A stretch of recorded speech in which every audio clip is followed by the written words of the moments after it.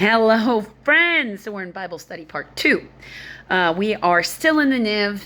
People are still going to need to stop having an emotional reaction over this version of the Bible because we're going to be reading more of them, more versions of the Bible than this. This is just the first one. I intend to read all of them, or as many as I can, before I'm not capable of doing any more, for whatever reason that might be. So we are in Matthew chapter 27. We're doing verses 32 through 66, which is the end of chapter 27. So the crucifixion. Just as a pre-warning. That's where we're at. Verse 32. As they were going out, they met a man from Cyrene named Simon, and they forced him to carry the cross because they beat Jesus so bad he couldn't carry the cross on his own. They came to a place called Golgotha, which means the place of the skull. There they offered Jesus wine to drink mixed with gall, but after tasting it, he refused to drink it. So it's got like a painkiller in it. And be messing with up here. When they had crucified him, they divided up his clothes by casting lots. B. A few late manuscripts, lots. The word spoken by the prophet might be fulfilled. They've divided up my garments among them, and they cast lots for my clothing. Psalms 22:18. And sitting down, they kept watch over him. So understand what this means. The man is up on the cross, beaten, bleeding, waiting to die. And they are underneath him with his possessions while he's still alive, playing a dice game to decide who gets what.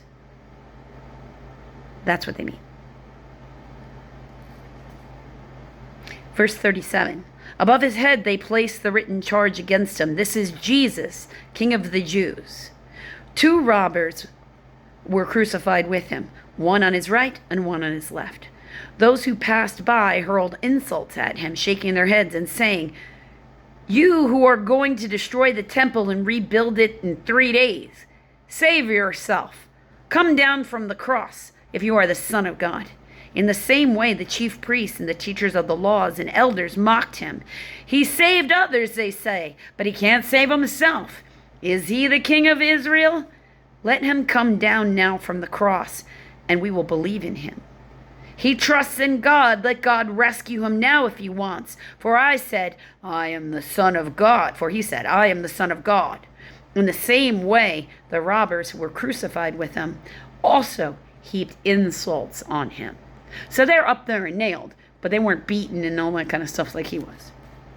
The death of Jesus, verse 45. Yeah. From the 6th hour until the 9th hour, darkness came over all the land.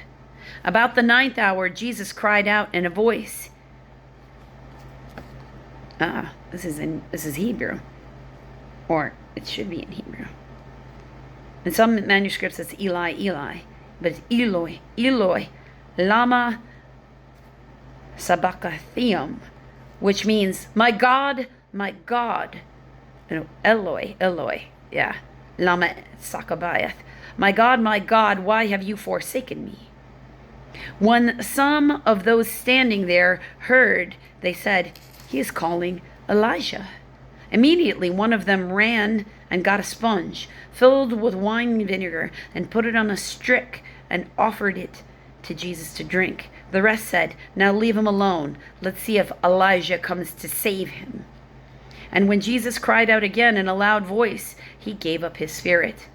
At that moment, the curtain of the temple was torn in two from top to bottom. And they mean the literal temple in Jerusalem, where God is supposed to live, was ripped in two. The earth shook and the rocks split, the tombs broke open, and the bodies of many holy people who were died were raised to life. They came out of the tombs, and after Jesus' resurrection, they went into the holy city and appeared to many people. When the centurion and those with him who were guarding Jesus saw the earthquake and all that had happened, they were terrified and exclaimed, "Surely he was the Son of God," or a Son of God. Many women were there watching from the distance. They had followed Jesus from Galilee to care for his needs. Among them were Mary Magdalene, Mary the mother of James and Joses. So it's not Jesus. It's spelled like Jose. So also I'm going to say it, Jose. And the mother of Zebedee's sons. Okay, so that's a lot of women there. The burial of Jesus. As evening approached, there came a rich man from Arimathea named Joseph, who had himself become a disciple of Jesus. Going to Pilate, he asked for Jesus' body, and Pilate ordered it to be given to him. Joseph took the body, wrapped it in clean linen cloth, this is part of Jewish tradition, and placed it in its own tomb that he had cut out of a rock. He had a big stone in front of the entrance to the tomb, and he rolled a big stone in front of the entrance in the tomb, and he went away. Mary Magdalene and the other Mary, that would be his mother, were sitting opposite of the tomb. Okay? The guard at the tomb. The next day, the one after preparation day, which is part of Passover ceremony, the chief priests and the Pharisees went to Pilate. "Sir," they said, "we remember that while he was still alive, that the deceiver said, 'After 3 days I will rise again.' So give the order of the tomb to be made secure until the 3rd day. Otherwise his disciples may come and steal the body and tell the people." Otherwise his disciples may come and steal the body and tell the people he had been raised from the dead. This last deception will be worse than the first. "Take a guard," Pilate said. "Go, make the tomb secure as you know how."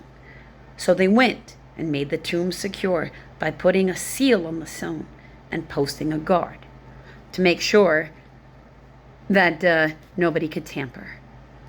So let's remember that those who have scheming minds will always look for ways to prove that they are correct rather than take anything on faith.